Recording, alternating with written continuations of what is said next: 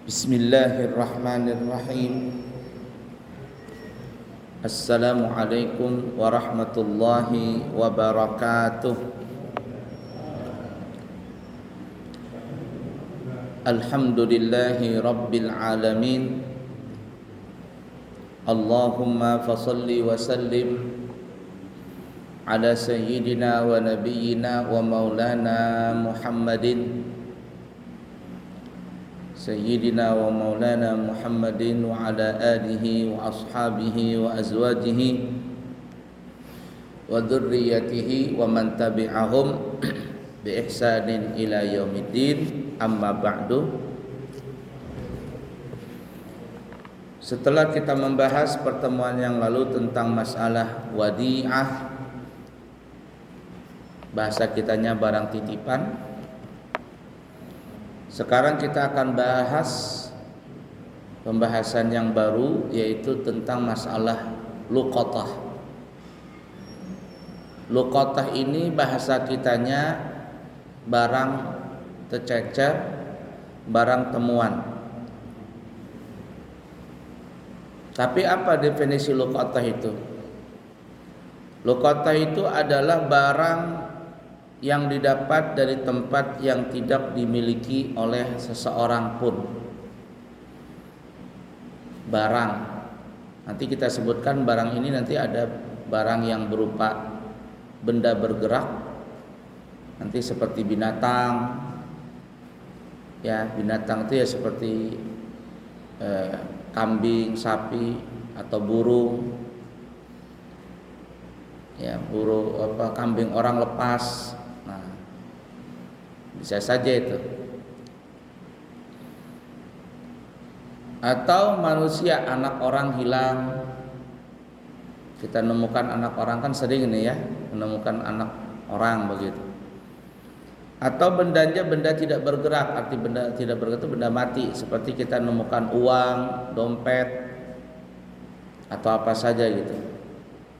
Nah, kita menemukan barang-barang itu, benda-benda itu di tempat, di suatu tempat yang tempat itu tidak dimiliki oleh seorang pun juga. Artinya barang ini tercecer di tempat umum, di tempat umum, di jalanan umum. Siapa yang punya jalanan itu? Ya kalau pemerintah, ya semua Indonesia ini hampir rata-rata kan punya pemerintah. Artinya tidak dimiliki oleh seorang pun tempat itu. Kalau seandainya kita menemukan dompet umpama, tapi kita menemukannya itu di halamannya rumahnya orang, itu bukan luqatah namanya. Kalau kita mengambil dompet di rumahnya halaman orang itu, nanti kita dituduh mencuri dan sebagainya. Ya, jadi itu bukan tanggung jawab kita. Artinya kita tidak bisa mengatakan itu barang tercecer. Atau tempat itu dikelola oleh seseorang, umpama di tempat parkir motor, di tempat parkir kayak begini kan. Misal kita punya masjid halaman masjid ini artinya ada yang mengelola. Kalau seandainya ada orang lewat begitu, ada motor lalu diambil. Kenapa diambil? Ini Pak barang temuan motor ini. Barang temuan di mana? Kamu nemu di mana? Nemu di parkir. Itu mah nemu di parkir bukan barang temuan, itu barang curian kamu ambil. Karena tempat itu ada yang mengelola. Mudah ya? Tapi kalau seandainya tempat itu tidak ada yang memilikinya, atau tempat umum yang di situ biasanya tidak ditaruh tempat barang-barang barang-barang berharga, seperti umpama di Puduan. Di Puduan ini kan sama satu areal dengan masjid.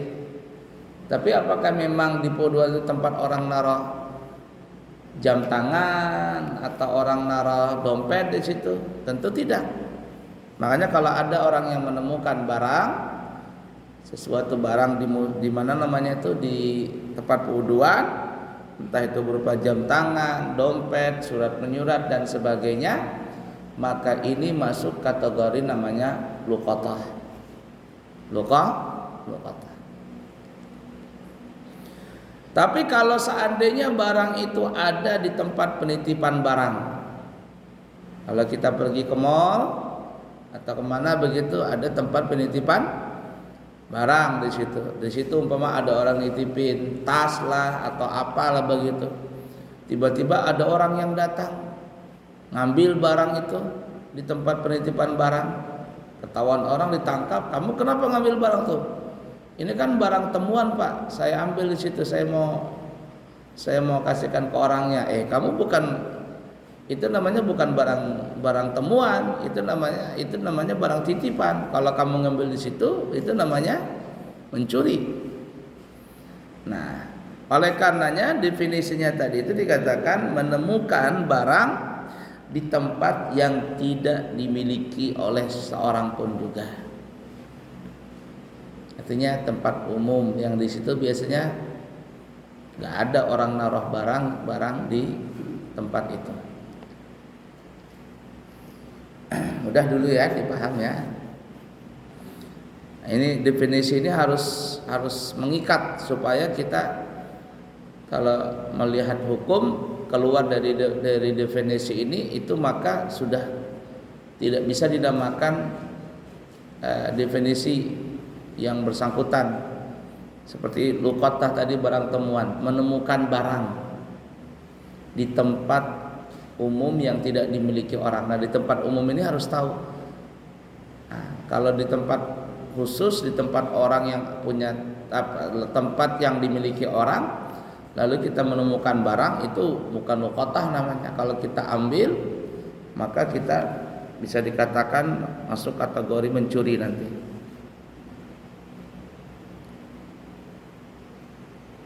Ya, baik.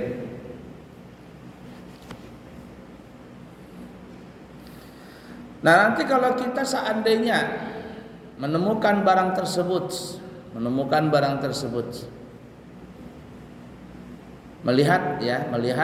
menemukan barang tersebut.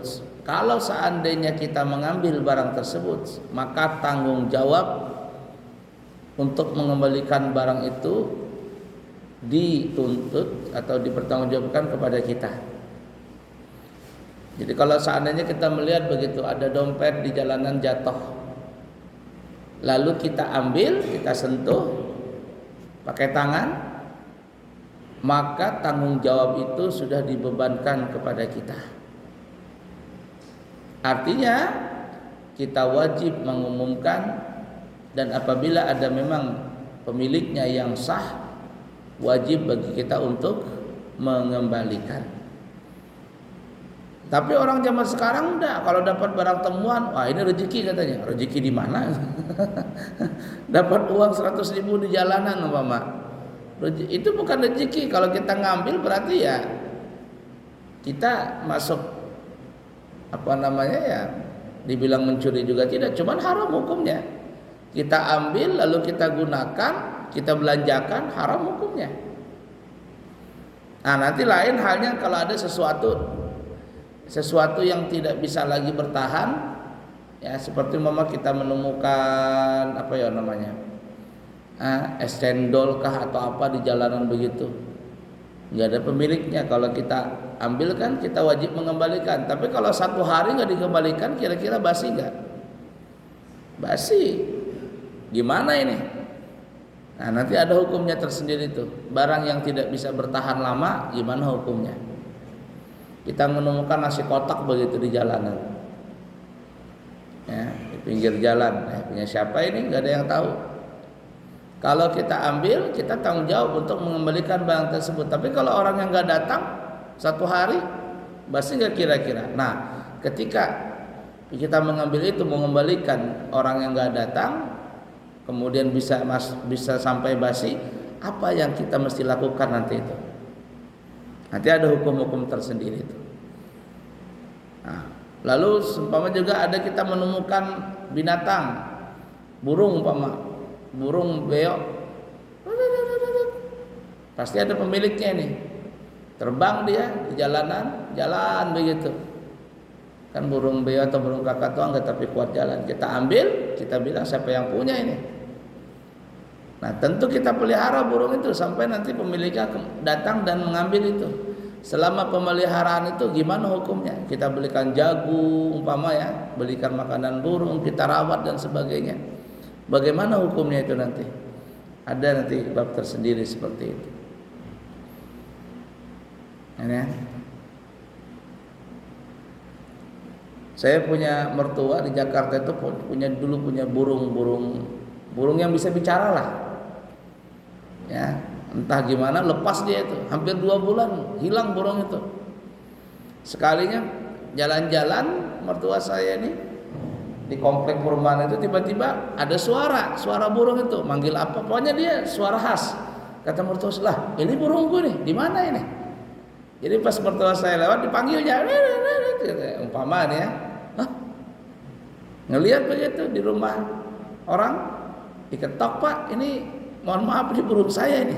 "Oh iya kamu," katanya. 2 bulan sudah saya tangkap di sini nih, saya jaga di sini. Nah, tentu ada pemeliharaan itu ya. Bagaimana itu? Pas dipelihara burung itu sama orang, ya kan perlu biaya pemeliharaan dan sebagainya. Bagaimana nanti hukumnya itu? Kita lihat nanti semuanya ya. Ada hukum-hukum tersendiri. Agak lumayan panjang ini, mungkin bisa 3-4 kali pertemuan belum selesai nih masalah luqatah. Karena kenapa? Karena ya tadi kalau ada seseorang menemukan barang di jalan itu, apalagi uang, wah rezeki nih, rezeki. Ya bu, rezeki di mana itu? Kalau diambil dia belikan uang dari itu haram hukumnya. Nah, nanti kita lihat ya, banyak babnya masalahnya.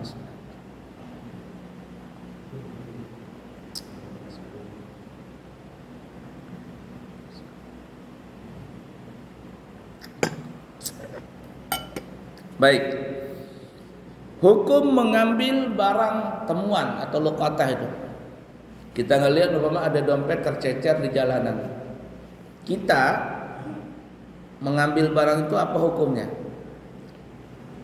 Kalau kita tidak mengambil, kita enggak tanggung jawab ya. Umpama ada uang tercecer umpama atau dompet tercecer, kita lihat begitu. Tapi kita enggak ngambil, kita enggak pegang, enggak sentuh. Kita biarkan.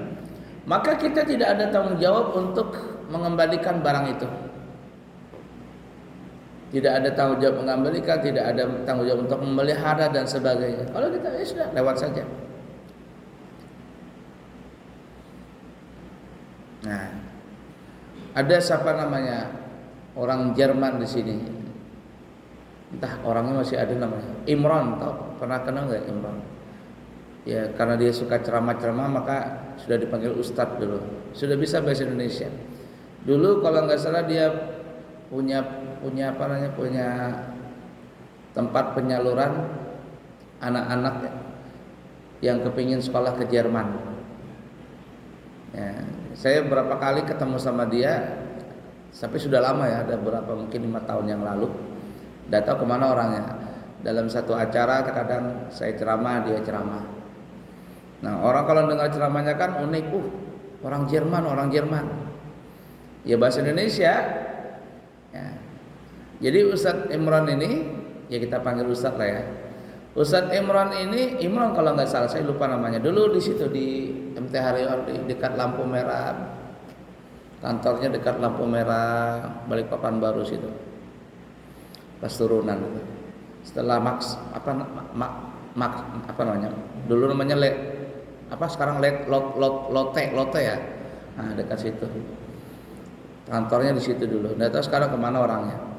Jadi karena dia suka ceramah, suka orang Islam mu'alaf, kemudian dia ceramah. Salah satu ceramahnya itu dia bilang katanya, di Jerman itu bahasa kita aja nih ya, di Jerman itu mayoritasnya bukan agama Islam. Tapi kalau perlakuan perlakuan tentang muamalah di dalam Islam, orang Jerman menjaga itu. Artinya disiplin, lebih banyak disiplin ya. Kemudian tata tertib dan sebagainya. Mereka lebih taat daripada orang kita ini di Indonesia katanya. Bahkan katanya kalau ada umpama barang tercecernya, barang jatuh begitu, dompet umpama jatuh di jalanan, seseorang pun nggak berani ngambil itu, nggak berani. Kalau polisi mengambil itu, maka polisi pun akan mengambil dompet tadi, kemudian dia harus punya saksi mengambil itu. Kalau dia kepingin membongkar dompet tadi, ingin mengetahui isinya, dia panggil teman-temannya supaya tahu nih saksinya, nih isinya ini, isinya ini. Kenapa begitu? Karena ya tadi CCTV di mana-mana, di jalan tuh kelihatan semuanya. Nah dia bilang di Indonesia ada barang tercecer, sudah, kalau sudah dapat barang di Indonesia itu berarti miliknya sudah. Siapa yang nemukan itu barang miliknya. Nah ini tidak bisa yang seperti itu. Nah makanya kalau ada barang tercecer kita mengambil, maka kita sudah bertanggung jawab untuk mengembalikan barang itu kepada pemiliknya. Nanti kita akan sebutkan satu persatu alur-alur tata caranya. Tapi kalau kita tidak mau mengambil, kita biarkan begitu, maka kita tidak tahu jawab. Seperti Ustaz Ibrahim bilang, di Jerman itu kalau ada barang tercecer, mau dompet ke apa di jalan, sudah, orang nggak berani ngambil. Kalau dia ngambil berarti dia bertanggung jawab untuk mengembalikan itu. Sekurang-kurangnya dia memberikan barang tersebut kepada kepada orang yang bertanggung jawab, bisa mengembalikan itu, seperti polisi dan sebagainya. Ya, seperti itu. Nanti panjang ya. Baik, hukum-hukum mengambil luqatah. 1. Mengambil barang luqatah, barang temuan itu bisa jadi kalanya hukumnya sunnah, yaitu bagi orang yang percaya pada dirinya bahwa ia sanggup mengerjakan segala yang bersangkutan dengan pemeliharaan barang tersebut sebagai mestinya. Jadi kalau seandainya kita yakin nih bisa menjaga barang tersebut,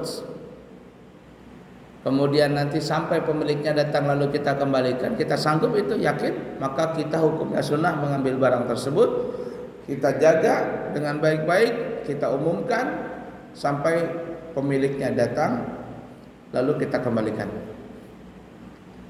Ya, itu hukumnya sunnah.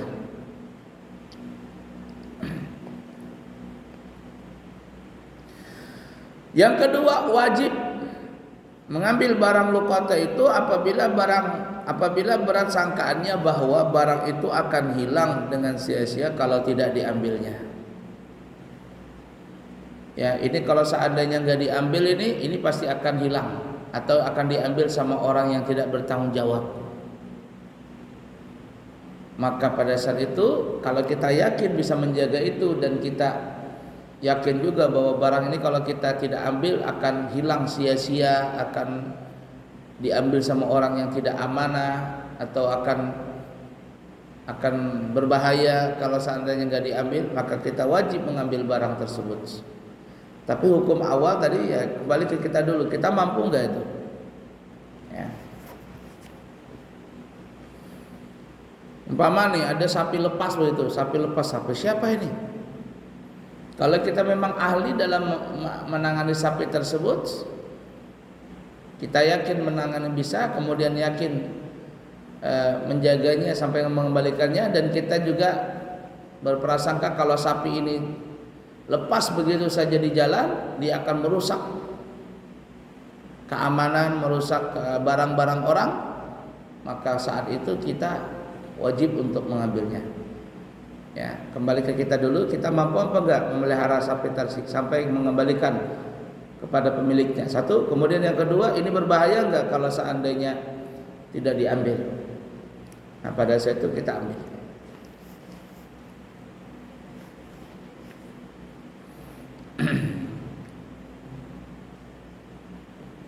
Nah, kondisi seperti itu hukumnya menjadi wajib untuk kita ambil barang temuan tadi.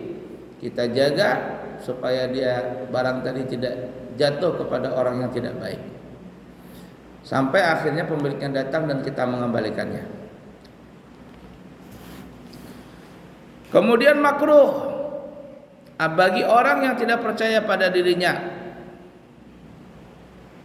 tidak percaya 100% kepada dirinya untuk menjaga barang itu, yakni bisa suatu saat nanti akan berkhianat sehingga barang itu bisa dipakainya atau dia jual dan sebagainya. Itu makruh kalau dia mengambil seperti itu. Ya kan ya, ada dompetnya, ada uangnya, umpama 1 juta. Kalau seandainya dia tidak yakin untuk menjaga barang tersebut sampai mengembalikan barang tersebut kepada pemiliknya, maka hukumnya makruh untuk mengambilnya. Kalau seandainya dia mengambil itu niatnya untuk dirinya, ada duit 1 juta saya ambil, saya mau pakai uang itu bukan makruh lagi, tapi hukumnya haram sudah. Haram. Nah, itu hukum-hukum mengambil barang luqatah dulu atau barang temuan. Sampai di sini ada pertanyaan dulu. Aman aja ya.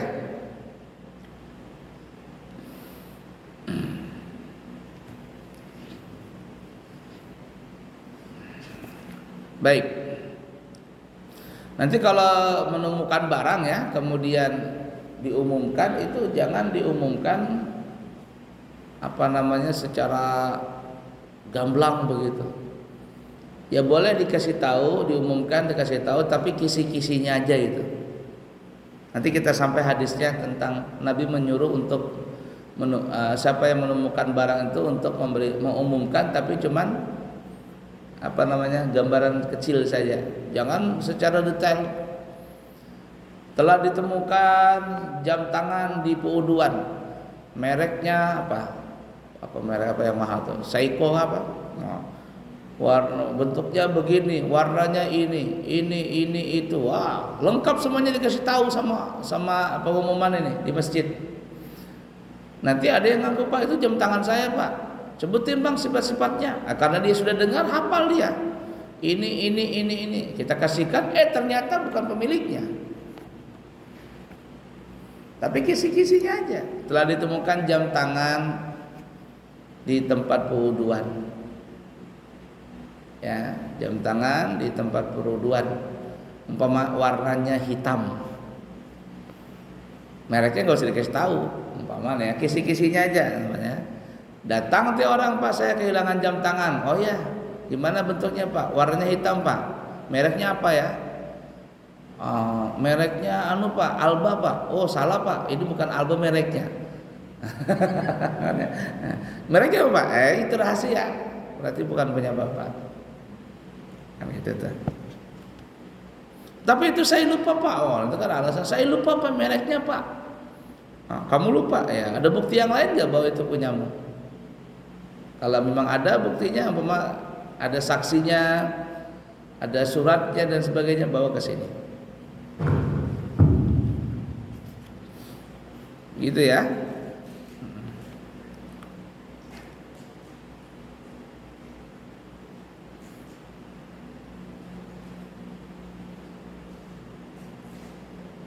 Bahkan di Masya Allah, di kepolisian, di Polres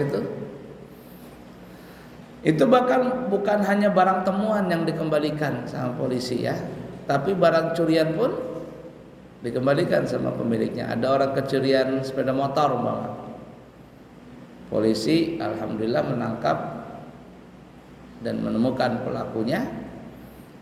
Motornya masih utuh, dikembalikan. Siapa yang mempunyai motor merek ini dikasihkan. Ya, kalau motor biasanya diterangkan secara gamblang, warnanya ini, platnya ini sekian, silakan datang ke Polres sambil membawa bukti barang tersebut berupa STNK dan BPKB. Kalau dari STNK-nya, BPKB-nya, polisi juga nggak mau menyerahkan. Berarti kamu sepeda motor bodong juga ini. Kalau nggak ada surat-suratnya, ditahan sama polisi. Makanya banyak tuh motor di di Polres itu. Kalau kita lihat, pemiliknya nggak datang-datang. Entah suratnya ada atau apa, nggak paham juga. Jadi dibiarkan aja begitu sampai hancur-hancuran. Ya, ada kuliah. Karena bisa juga menjebak polisi itu. Ya kan ya? Bawakan STNK sama BPKB, ternyata cuma ada STNK-nya, BPKB-nya nggak ada. Jebak, ternyata kamu penadah juga ya katanya. Ketahuan juga. Ya, penadah juga. Kena semuanya. Ala kulli hal seperti itu. Ya, polisi 1001 cara akalnya untuk bisa menemukan pelaku itu.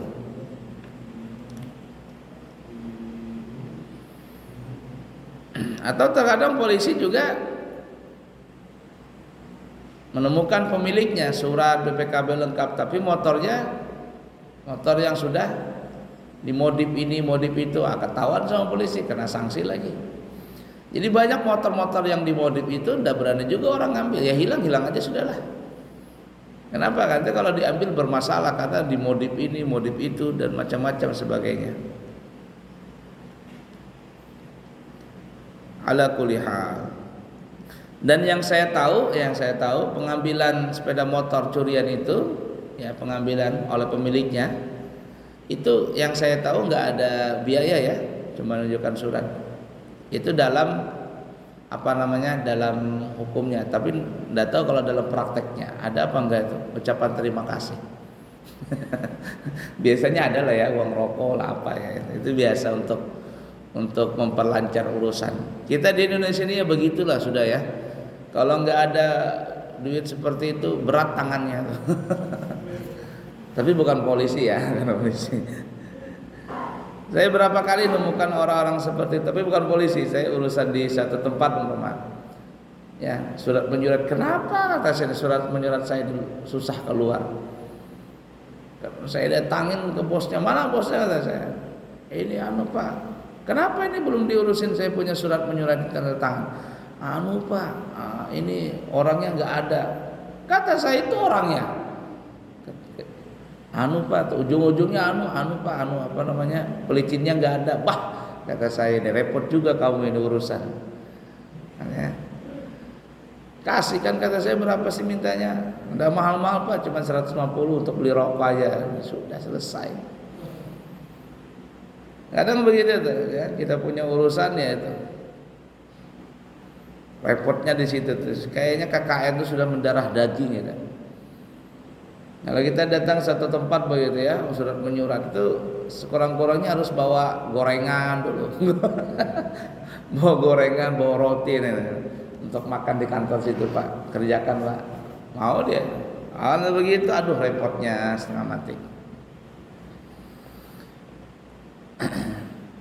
Ala kulli hal ya. Nah, jadi luqatah modelnya seperti itu, menemukan barang temuan di tempat yang tidak ada pemiliknya.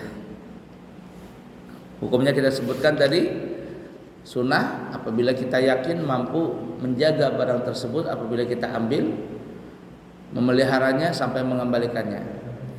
Kemudian wajib apabila kita yakin mampu untuk menjaga, mengambil, menjaga, memelihara dan mengembalikannya. Dan kalau seandainya kita tidak mengambil barang itu, barang ini akan hilang atau diambil sama orang yang tidak amanah, atau kalau berupa barang yang bergerak seperti sapi dan sebagainya, dia akan merusak barang-barang orang atau mengganggu keamanan orang, maka hukumnya wajib kita mengambil barang ceceran tadi.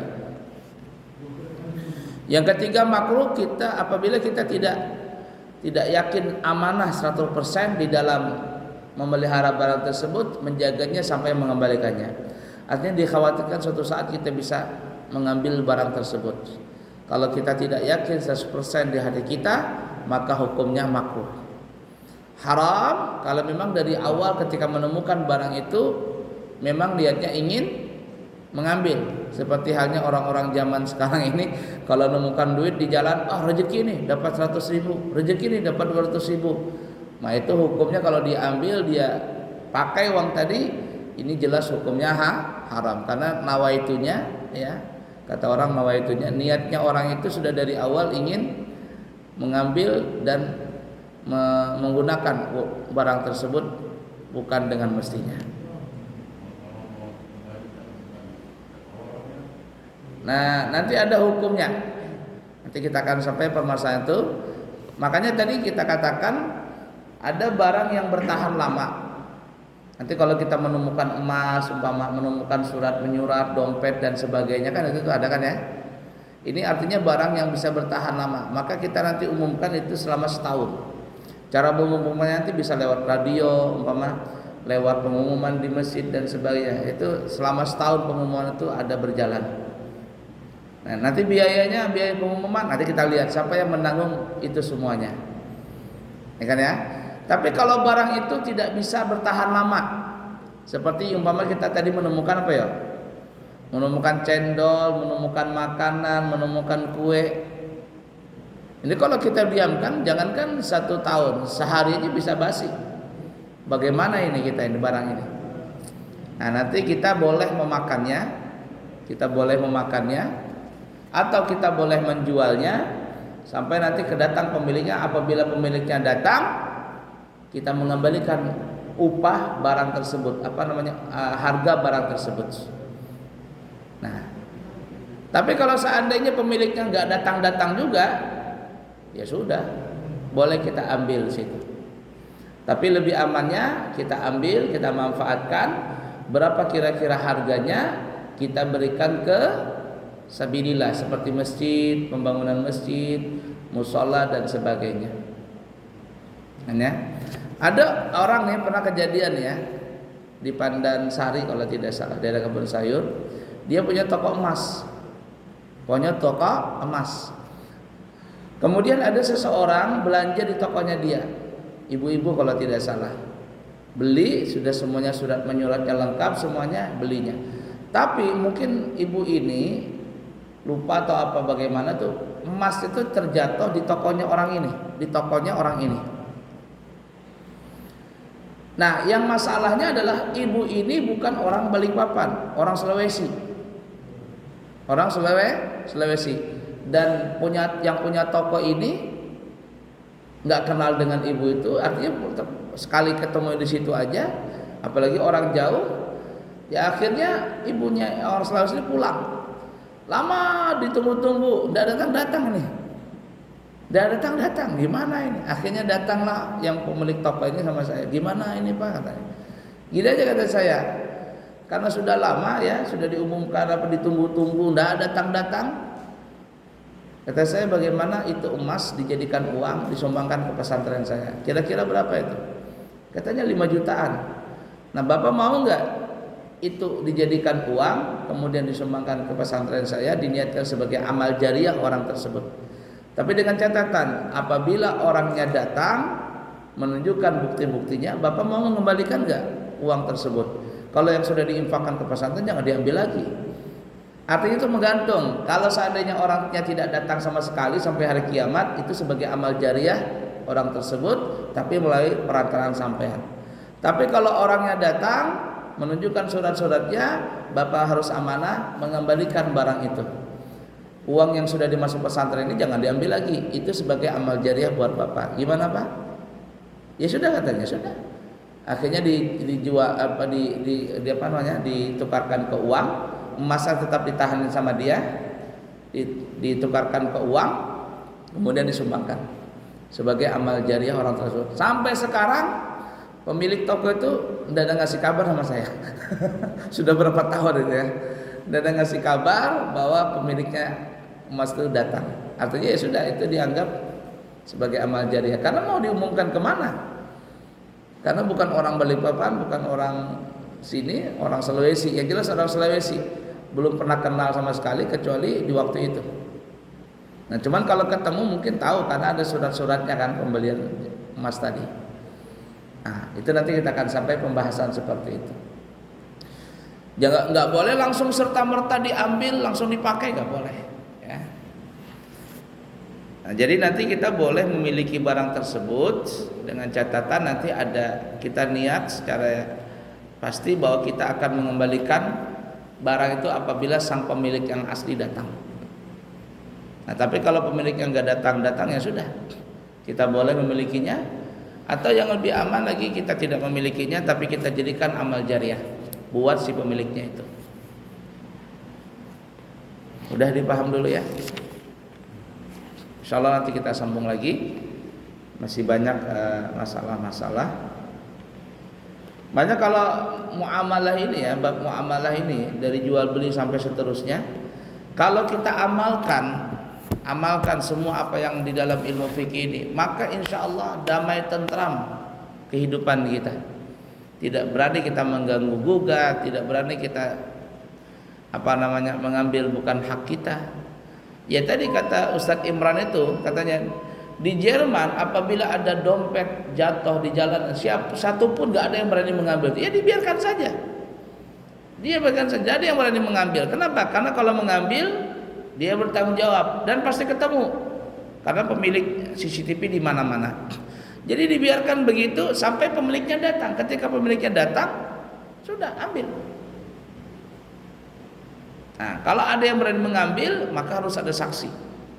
Bahkan polisi pun kalau mengambil itu harus ada saksi, membuka dompet, isi dompet apa isinya pun diperiksa, itu semuanya harus ada saksinya, dilihat secara sama orang. Supaya apa? Supaya kalau ada masalah ada saksinya. Ini berkaitan dengan polisi ya, ini aja, tapi bukan lokota. Saya ada melihat di video-video itu. Jadi kalau polisi nih ya di luar negeri, entah di Amerika atau di mana, apakah sama polisi di Indonesia, wallah alam. Di sana itu kalau mereka menangkap satu pengendara liar umpama di jalanan, dia nggak kenal polisinya ini, lalu dikejar. Polisi ini kan terkadang cuma satu orang saja dalam mobilnya atau cuma pakai motor. Itu biasanya polisinya itu di depan mobilnya ini, motornya ada CCTV. Lihat saja polisi itu biasanya dia berhenti di belakang mobil orang tuh sambil menyorot ke plat mobil orang itu. Kemudian polisi ini memegang buritan mobil tadi. Di Amerika itu dia pasti megang bumper atau apa itu. Nah, dipegangnya gini. Pegangnya mobil tadi, sudah habis itu baru diajak ngomong. Artinya apa? Ini kalau seandainya ada sesuatu yang tidak diinginkan, sidik jari polisi itu ada di mobil ini. Jadi bisa ketemu gitu, dilacak. Nah, bahwa ada ada pembicaraan sebelumnya polisi dengan orang tersebut. Ala kulli hal. Kalau ada juga polisi itu ya, kalau polisi ngajakin kalau sudah ada sesuatu yang tidak baik, yang nakal juga diajak dua-duaan itu di pojokan begitu. Ujung-ujungnya ya tadi pelicin lagi gitu. Pelicin lagi. Ya ala kulli hal seperti itu. Mudah-mudahan baik semuanya. Cukup sekian dulu, nanti insyaallah kita sambung lagi. Semoga ada manfaatnya. Subhanakallahumma bihamdika asyhadu an la ilaha illa anta astaghfiruka wa atubu ilaik. Wa akhiru kalam, wassalamu alaikum warahmatullahi wabarakatuh.